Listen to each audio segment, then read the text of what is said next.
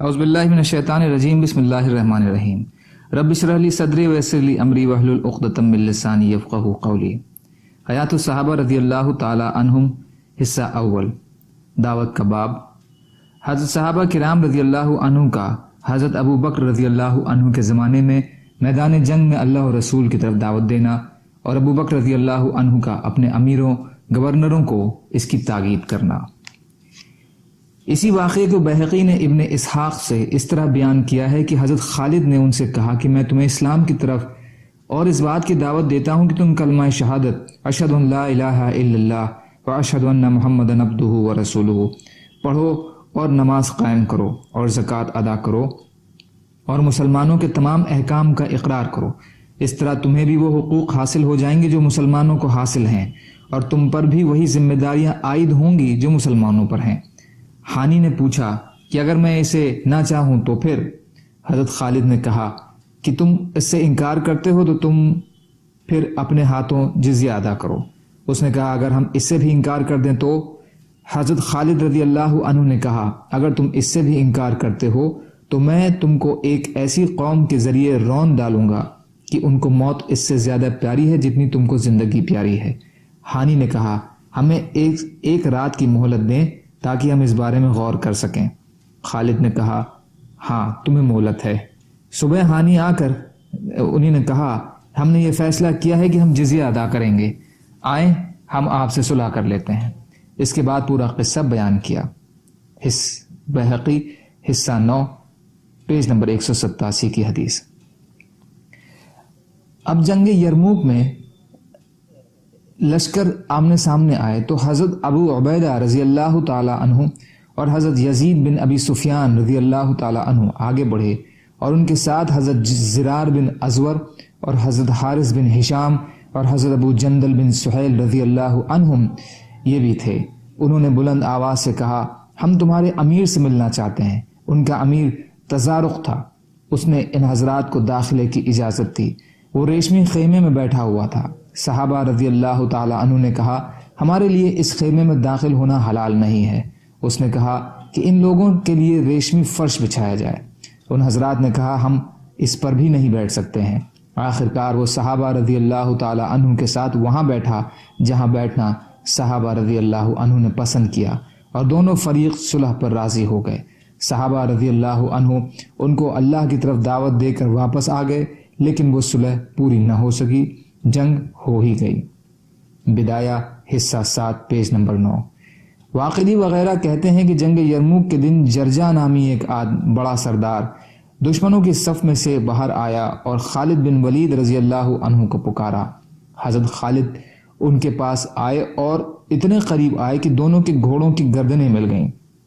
جرجا نے کہا اے خالد میرے سوالات کا جواب دے، اور آپ مجھ سے سچ بولیں جھوٹ نہ بولیں، کیونکہ اچھے اخلاق کا مالک آدمی جھوٹ نہیں بولا کرتا، اور مجھے دھوکہ نہ دینا، کیونکہ شریف آدمی اپنے پر اعتماد کرنے والے کو دھوکہ نہیں دیا کرتا ہے۔ میں اللہ کی قسم دے کر پوچھتا ہوں کہ کیا اللہ نے تمہارے نبی پر آسمان سے کوئی تلوار اتاری ہے جو انہوں نے تمہیں دی ہے؟ تم وہ تلوار جس پر بھی اٹھاتے ہو اسے شکست دے دیتے ہو۔ حضرت خالد رضی اللہ عنہ نے کہا نہیں۔ اس نے کہا پھر آپ کو سیف اللہ یعنی اللہ کی تلوار کیوں کہا جاتا ہے؟ حضرت خالد رضی اللہ عنہ نے کہا بات یہ ہے کہ اللہ تعالیٰ نے ہم میں اپنا نبی بھیجا، اس نے ہمیں دعوت دی، ہم سب نے اس سے نفرت کی اور اس سے دور بھاگے، پھر ہم میں سے کچھ لوگوں نے اسے سچا مان لیا اور اس کی پیروی کی، اور کچھ جھٹلانے اور دور رہنے پر اڑے رہے۔ میں بھی ان لوگوں میں تھا جو ان کو جھٹلانے اور ان سے دور رہنے پر اڑے ہوئے تھے۔ پھر اللہ تعالیٰ نے ہمارے دلوں اور پیشانیوں کو پکڑ کر ہمیں ان کے ذریعے کے ہدایت دے دی، اور ہم آپ سے بیعت ہو گئے۔ پھر آپ نے مجھ سے فرمایا کہ تم اللہ کی تلواروں میں سے ایک تلوار ہو جس کو اللہ تعالیٰ نے مشرکوں پر سوتا ہے، اور آپ نے میرے لیے مدد کی دعا فرمائی۔ اس وجہ سے میرا نام سیف اللہ پڑ گیا، اور میں مشرکوں پر مسلمانوں سے زیادہ بھاری ہوں۔ جرجا نے پوچھا اے خالد تم کس چیز کی دعوت دیتے ہو؟ خالد رضی اللہ عنہ نے کہا ہم اس بات کی دعوت دیتے ہیں کہ تم کلمہ شہادت اشہد ان لا الہ الا اللہ و اشہد ان محمدًا عبدہ و رسولہ پڑھو، اور وہ محمد جو کچھ اللہ تعالیٰ کے پاس سے لائے ہیں اس کا اقرار کرو صلی اللہ علیہ وسلم۔ جرجا نے پوچھا جو تمہاری یہ بات نہ مانے تو پھر؟ حضرت خالد نے کہا وہ جزیہ ادا کریں، ہم اس کی ہر طرح حفاظت کریں گے۔ جرجا نے پوچھا اگر وہ جزیہ نہ دیں تو؟ حضرت خالد نے کہا ہم اس سے جنگ کا اعلان کر کے لڑائی شروع کر دیتے ہیں۔ جرجا نے کہا جو آدمی تمہاری بات مان کر آج تمہارے دین میں داخل ہو اس کا تمہارے نزدیک کیا درجہ ہوگا؟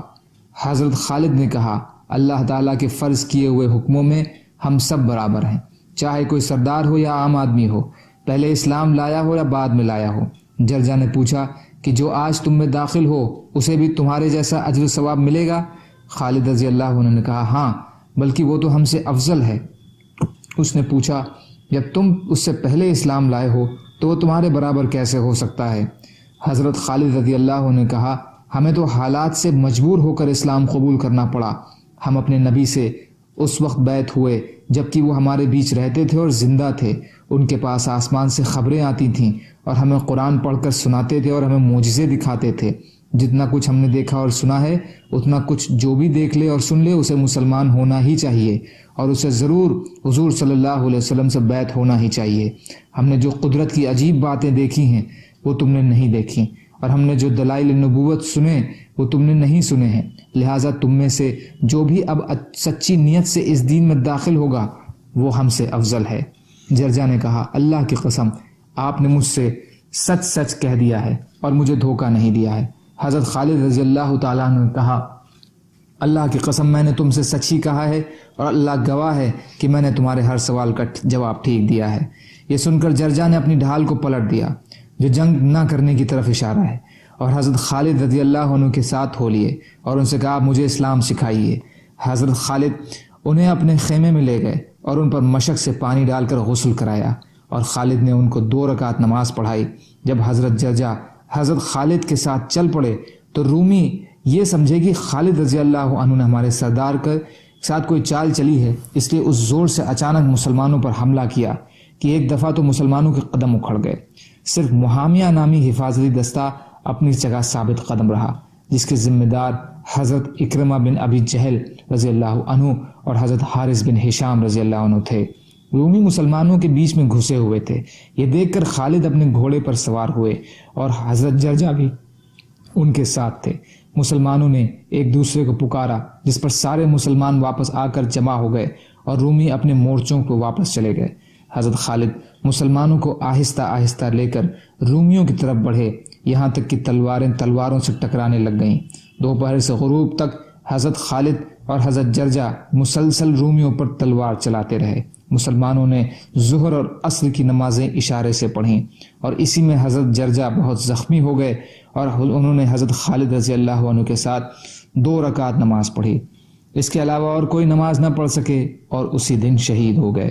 ان للہ و انا الیہ راجعون۔ بدایہ حصہ 7 پیج نمبر 12، اصابہ حصہ 1 پیج نمبر 260۔